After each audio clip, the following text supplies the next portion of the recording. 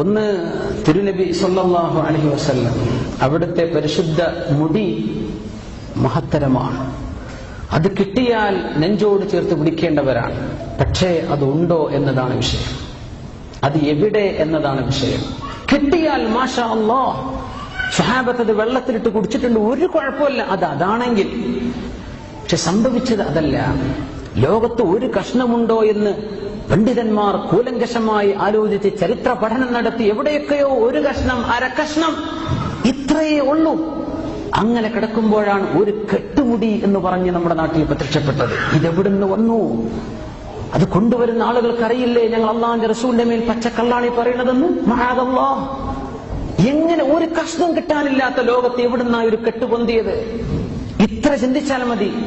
അതും ഇത്തരം വിഷയങ്ങളിൽ തെറ്റിദ്ധാരണകളോ ആക്ഷേപങ്ങളോ ഉണ്ടായിട്ടുള്ള ആളുകൾ ആക്ഷേപിക്കപ്പെടുക എന്ന് പറഞ്ഞ് തള്ളിക്കളയരുത്. ഖദ് ഖീല മാ ഖീല ഇൻ സുദ്ഖൻ വഇൻ കദിബ ഫമഅ്തിദാറുക മിൻ ഖൗലിൻ ഇദാ ഖീല. സത്യസന്ധതയെ സംബന്ധിച്ചോ, സൂക്ഷ്മതയെ സംബന്ധിച്ചോ, തഖ്വയെ സംബന്ധിച്ചോ, വറഇനെ സംബന്ധിച്ചോ സംശയം ജനിപ്പിക്കുന്ന ഇടങ്ങളിൽ നിന്ന് അഷ്റഫുൽ ഖൽഖ് സല്ലല്ലാഹു അലൈഹി വസല്ലം തങ്ങളുടേതെന്ന പേരിൽ ഇങ്ങനെ വന്നപ്പോഴാണ് നമ്മൾ പ്രയാസപ്പെട്ടത്. അത് പറയല്ലേ, ഒരു കഷ്ണം കിട്ടാനില്ല. ഒരു കഷ്ണം എവിടെയാണുള്ളതെന്ന് ഉലമാ റിസർച്ച് ചെയ്ത് കോടികൾ കൊടുത്ത് വാങ്ങൂലേ? ഇതൊക്കെ അങ്ങനെ കച്ചവടം ചെയ്യാണോ? ഇത് ചെയ്യരുത്. ഇതിന് പാവപ്പെട്ട ഒരുപാട് സാധുക്കളുണ്ട് മുമ്പേ. അവര് നല്ല മനുഷ്യന്മാരാണ്. അള്ളാഹിന്റെ റസൂലിനുള്ള ഹബ്ബ് കൊണ്ടാണ് പിന്നെ കൂടുന്നത്. അവര് ചെല്ലുന്ന തക്ബീറിന് അർത്ഥം അത്രയേ ഉള്ളൂ, ഞങ്ങൾ അള്ളാഹിന്റെ റസൂലിനെ സ്നേഹിക്കുന്നു എന്നാണ്. പക്ഷേ ഇത് കൊണ്ടു നടക്കുന്ന ആളുകൾക്ക് അതറിയാം. അവർ കിതാബ് പഠിച്ച ആളുകളാണെങ്കിൽ എവിടെയാണ് കെട്ടുകിടക്കുന്നത്? അഷ്റഫുൽ ഖൽഖ് സല്ലല്ലാഹു അലൈഹി വസല്ലം തങ്ങൾ സ്വഹാബത്തിന് വിവരണം ചെയ്തു കൊടുത്തിട്ടുണ്ട്. അബൂ ത്വൽഹ റളിയല്ലാഹു അൻഹു കൊടുത്തിട്ടുണ്ട്. കിട്ടിയാൽ നെഞ്ചോട് ചേർത്ത് വെച്ചോളി. പക്ഷേ അത് കിട്ടാനുണ്ടോ എന്നതാണ്. അത് കിട്ടാനുണ്ടോ? അരക്കഷ്ണം കിട്ടാത്ത കാലത്താണ് വലിയ നീളമുള്ള കെട്ടുകളുമായിട്ട് വന്നത്. ഇത് വിശ്വസിക്കാൻ പറ്റുമോ? ഇങ്ങനെയൊക്കെ ഉമ്മത്തിനെ വഞ്ചിക്കാൻ പറ്റുമോ? ഇതിൽ ഇത്രയും പ്രശ്നങ്ങൾ നമ്മൾ ആക്ഷേപിക്കേണ്ട, ആരും കുറ്റം പറയണ്ട. പക്ഷേ ഇത് ലോകത്ത് ആരും അറിയാത്തൊരു സംഭവമാണ്. ലോകത്ത് ഒരു ഉലമാഇനും അറിയാത്ത വിഷയമാണ്. അങ്ങനെ കിടക്കുന്നുണ്ടെങ്കിൽ നൂറ്റാണ്ടുകളായി നമ്മുടെ കയ്യിലേക്ക് വന്ന ദീനിന്റെ ഉലമാ അത് കൃത്യമായി രേഖപ്പെടുത്തി വെച്ചിട്ടുണ്ടാവും. ഇത് എവിടെയാ കിടക്കുന്നത്? ഒരു കെട്ട് പോയിട്ടുണ്ട്, അത് എവിടെയാണെന്ന് അറിയില്ലെന്ന് എഴുതിയിട്ടുണ്ടാവും. അതൊന്നുമില്ലല്ലോ. ഒരു കഷ്ണം കിട്ടിയിട്ടില്ല സ്വഹാബത്തിന്. തമ്മിൽ തല്ലുകൂടാൻ അവർ തയ്യാറായിരുന്നു. ഞങ്ങൾക്കൊരു കഷ്ണം തരുമോ? ഒരു കഷ്ണം കിട്ടുമോ? സഅദ് റളിയല്ലാഹു അൻഹു, ഖാലിദ് ബിൻ വലീദ് റളിയല്ലാഹു അൻഹു, ഇവരൊക്കെ അല്ലാഹുവിന്റെ റസൂലിന്റെ തിരുകേശത്തെ നമ്മൾ എതിർക്കരുത്. അത് കിട്ടിയാൽ മാഷാ അല്ലാഹ്, അത് ഉണ്ടോ? ഇതാണ് വിഷയം. ഈ കിട്ടിയത് അതാണോ? അല്ല. എന്തുകൊണ്ടല്ല? ഇത് സൂക്ഷ്മതയുടെ കൈകളിലൂടെയല്ല വന്നത്. ഒന്ന്. രണ്ട്, ഇങ്ങനെ ഒരു കെട്ടുകിടക്കുന്ന സംഭവം ലോക ചരിത്രത്തിൽ ഒരു ആലിമും എവിടെയും രേഖപ്പെടുത്തി വെച്ചിട്ടില്ല. ആർക്കും അറിയില്ല. സനതുണ്ടോ? ഇത് ഇല്ല, ഉറപ്പന്നെയാണ്. സനത് എവിടുന്ന് കിട്ടാൻ? സനതുണ്ടോ ഇല്ലേ വേണം, അതൊന്നുമല്ല ചർച്ച. ഇതൊരു പ്രത്യക്ഷമായ സംഭവമാണ്. ഒരു കെട്ടൊക്കെ ഇവിടുന്ന് കിട്ടുന്നു. ഒരു അരക്കഷ്ണം കിട്ടാത്ത ലോകത്ത് ഹബീബിന്റെ ഒരു മുടി കിട്ടിയാൽ, അവിടുത്തെ ഒരു നഖം കിട്ടിയാൽ, അവിടുത്തെ എന്തെങ്കിലും കിട്ടിയാൽ നെഞ്ചോട് ചേർത്ത് വെക്കേണ്ടവനാണ് മുമ്പ്. നമ്മൾ ആ കൊതിച്ചു പോവാണ് കിട്ടിയിരുന്നെങ്കിലെന്ന്. പക്ഷേ അങ്ങനത്തെ ഒരു കഷ്ണം കിട്ടേണ്ട സ്ഥാനത്ത് കെട്ടോ? എന്താണിത്?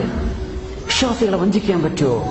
അത് അറിഞ്ഞിട്ട് ചെയ്യുകയാണെങ്കിൽ അള്ളാഹു പുറത്തു കൊടുക്കുമാറാകട്ടെ. തിരുത്താനുള്ള അവസരം അള്ളാഹു നൽകുമാറാകട്ടെ. അള്ളാഹു തആല അവർക്ക് മാപ്പ് ചെയ്തു കൊടുക്കുമാറാകട്ടെ. അറിയാതെ പാവപ്പെട്ട ആളുകൾ പിന്നാലെ കൂടിയിട്ടുണ്ട്, ഒരുപാട് ആൾക്കാർ. അവരൊക്കെ നല്ല മനുഷ്യന്മാരാണ്, അവര് മുഅ്മിനീങ്ങളാണ്, അവർ ഈമാനുള്ളവരാണ്, അവർ ഉസ്താദുമാരെ വിശ്വസിച്ചവരാണ്, ഇവരൊക്കെ പറയുന്ന ദീനാണെന്ന് വിശ്വസിച്ചവരാണ്. അവർ കുറ്റക്കാരല്ല, അവർ അള്ളാഹിനെ സ്നേഹിക്കുന്ന ആളുകളാണ്, അവർ റസൂലുള്ളാഹി തങ്ങളോട് സ്നേഹമുള്ളവരാണ്. ഹബീബിന്റേത് കിട്ടിയോ? മാഷാ അല്ലാഹ്. പക്ഷേ ഇങ്ങനത്തെ സംഭവങ്ങളൊക്കെ വരുമ്പോൾ ആലോചിക്കണം. മുഅ്മിനീങ്ങൾ ആലോചിക്കണം. ആ വിഷയം ചോദിക്കപ്പെട്ടത് കൊണ്ട് ഞാൻ പറയാൻ, തെറ്റിദ്ധാരണ കൊണ്ട് ആരും അങ്ങനെ ആയിപ്പോവരുത്. എന്തുകൊണ്ട്? അഹ്ലുസുന്ന വൽ ജമാഅത്തിന്റെ അഖീദ നമ്മുടെ നാട്ടിൽ സമസ്തകല ജമിയത്തുൽ ഉലമ സ്ഥാപിച്ചതാണ്, അല്ലേ? മഹാനായ ശംസുൽ ഉലമ ഇ.കെ. അബൂബക്കർ മുസ്ലിയാർ, മഹാനായ കണ്ണിയത്ത് ഉസ്താദ്, ഇവരൊക്കെ ജീവിച്ചിരിക്കുന്ന കാലത്തല്ലേ സമസ്തയുടെ അതേ പേരിൽ, സമസ്ത എന്ന പേര് വെച്ച് സ്വന്തം ഗുരു എന്നവർ പറയുന്നില്ല ഇപ്പോ. എന്നാൽ ഗുരുതുല്യനായ മഹാനല്ലേ ശംസുൽ ഉലമ? വലിയ വലിയല്ലേ അള്ളാഹുവിന്റെ? ആ മഹാൻ തൊട്ടപ്പുറത്ത് സമസ്തയുടെ ജനറൽ സെക്രട്ടറി ആയിരിക്കുന്ന കാലത്ത് അതേ പേരിൽ ജനറൽ സെക്രട്ടറി ആയിരുന്നു കൊണ്ട് തുടങ്ങിയ പ്രസ്ഥാനം തഖ്വയിൽ അടിസ്ഥിതമായ പ്രസ്ഥാനം അല്ല. ഇതാണ് എന്റെ വിശ്വാസം. ഉസ്താദുമാരെ ഇത് തക്ബീർ ചൊല്ലാനുള്ളതല്ല, മുഅ്മിനെ മനസ്സിലാക്കാൻ വേണ്ടി പറയാണ്. ഉസ്താദുമാരെ ബഹുമാനിക്കണമെന്നും ഉലമാഇനെ സ്നേഹിക്കണമെന്നും പഠിപ്പിച്ച ദീനാണ് നമ്മുടേത്. ആശയപരമായിട്ട് വല്ല വ്യത്യാസമുണ്ടോ? നമ്മുടെ അഖീദയിൽ വല്ല വ്യത്യാസമുണ്ടോ? ഒരു രാഷ്ട്രീയ പാർട്ടി ഉണ്ടാക്കണ പോലല്ലേ സമസ്തക്ക് ബദൽ സംവിധാനം വന്നത്? എന്തിനു വന്നു? ഞാൻ എങ്ങനെ ഇരിക്കും സ്വന്തം ഗുരുനാഥനായ ശംസുൽ ഉലമ ജീവിച്ചിരിക്കുമ്പോ, മഹാനായ കണ്ണിയത്ത് ഉസ്താദ് ജീവിച്ചിരിക്കുമ്പോ, ഇവരൊക്കെ മഹാന്മാരെന്ന് ലോകം സാക്ഷ്യപ്പെടുത്തിയതല്ലേ? അവരിയ്ക്കുമ്പോ ഞാൻ ജനറൽ സെക്രട്ടറിയാണ്. ഇത് പറയാൻ ഒരു വിനയവും താഴ്മയും തഖ്വയുമുള്ള ആളുകൾക്ക് കഴിയൂ? അഫല്ലാഹു അമ്മാ സലഫ്, കഴിഞ്ഞു പോയതൊക്കെ അല്ലാഹു പുറത്തു കൊടുക്കുമാറാകട്ടെ. പക്ഷെ ഒരു പ്രസ്ഥാനം നോക്കേണ്ടത് അടിസ്ഥാനം എവിടെയാണെന്ന് നോക്കിയിട്ടാണ്. ഇന്ന അവ്വല ബൈത്തിൻ വുദിഅ ലിന്നാസി ലല്ലദീ ബിബക്കത മുബാറക. മക്കയിൽ മദീനയിൽ ഒരു മസ്ജിദ് ഉണ്ടാക്കി, മസ്ജിദ് ദിറാർ, മുനാഫിക്കീങ്ങൾ ഉണ്ടാക്കി, കപടവിശ്വാസികൾ. എന്തിന്? അള്ളാഹുവിന്റെ റസൂലിന്റെ പള്ളിക്ക് പാരയായിട്ട് പൊളിച്ചു കളയാൻ പറഞ്ഞില്ലേ റസൂലുള്ളാഹി സ്വല്ലല്ലാഹു അലൈഹി വസല്ലം? ആ പള്ളി കരിച്ചു കളഞ്ഞു. എന്തേ? തഫ്രീഖൻ ബൈനൻ നാസ്. മുസ്ലിമീങ്ങളെ രണ്ട് തട്ടാക്കി തിരിച്ചില്ലേ അവർ? മുസ്ലിമീങ്ങളുടെ മനസ്സിനെ രണ്ടാക്കിയില്ലേ? ഇത് പാടില്ല. പൊളിച്ചു. എവിടെ പൊളിച്ചു? മദീനയിൽ പൊളിച്ചു. അഷ്റഫുൽ ഖൽഖ് സ്വല്ലല്ലാഹു അലൈഹി വസല്ലം ജീവിച്ചിരിക്കുമ്പോ. അങ്ങനത്തെ ഒരു വിഷയത്തിൽ ഉമ്മത്തിൽ പിളർപ്പത് കൊണ്ടുണ്ടായോ? ഇത് ഫിത്നയാണോ? അല്ലേ? ഉമ്മത്തിൽ ഇത് അടിപിടി ഉണ്ടായോ? ഇല്ലേ? കുടുംബങ്ങൾ തെറ്റിയോ? ഇല്ലേ? നമ്മുടെ മദ്രസകൾ രണ്ട് ഓരി വെച്ചോ? ഇല്ലേ? ബാങ്ക് കേൾക്കുന്ന ഇടത്ത് രണ്ട് പള്ളി ഉണ്ടാക്കിയോ? ഇല്ലേ? നമ്മുടെ മഹല്ലുകളിൽ പ്രശ്നങ്ങൾ ഉണ്ടായോ? ഇല്ലേ? ആരാണ് ഉത്തരവാദികൾ? ആരാണ് ഉത്തരവാദി? എവിടെ നിന്ന് തുടങ്ങി? തുടക്കം ഇവിടെയാണ്. എന്തിനു തുടങ്ങി ഈ പ്രസ്ഥാനം? എന്തിനു തുടങ്ങി? സ്വന്തം ഗുരുനാഥന്മാരോട് മത്സരിക്കാനോ? അതല്ലേ അർത്ഥം? മരിക്കണവരെ കാത്തിരുന്നൂടെ ഒരു പ്രസ്ഥാനം ഉണ്ടാക്കാൻ?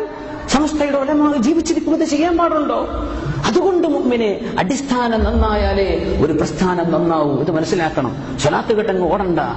ദീൻ ദീനാൻ. ഫൽയൻദുർ അഹദുകും അമ്മൻ യഖുദു ദീന. ദീൻ എവിടുന്ന് പഠിക്കുന്നു എന്ന് ശരിക്കും മനസ്സിലാക്കണം. ഇത് ദീനാൻ, എവിടുന്നെങ്കിലും എടുക്കാനുള്ളതല്ല.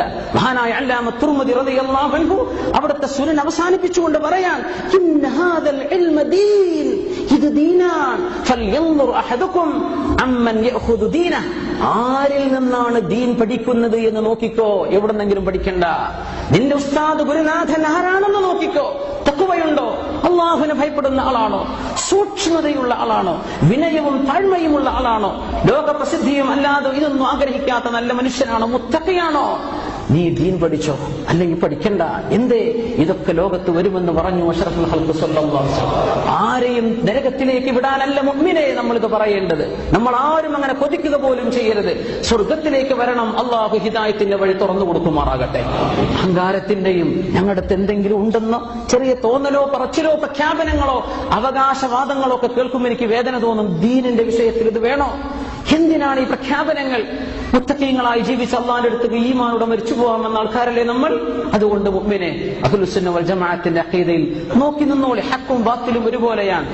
ജെന്യുവിന്റെ കൂടെ എന്തുണ്ടാകും? ഫ്രോഡ് ഉണ്ടാകും. ഹക്കിന്റെ കൂടെ ബാത്തിൽ ഉണ്ടാകും. ഹക്ക് ഹക്കാണെന്ന് ചിന്തിക്കേണ്ടത് ബുദ്ധിയുള്ള മനുഷ്യന്റെ ബാധ്യതയാണ്. എന്തെങ്കിലും കേട്ട് ഓടിപ്പോകരുത്. മുഅ്മിനീങ്ങളെ, അള്ളാഹു നമ്മെ ഹക്ക് നിലനിർത്തി തരുമാറാകട്ടെ.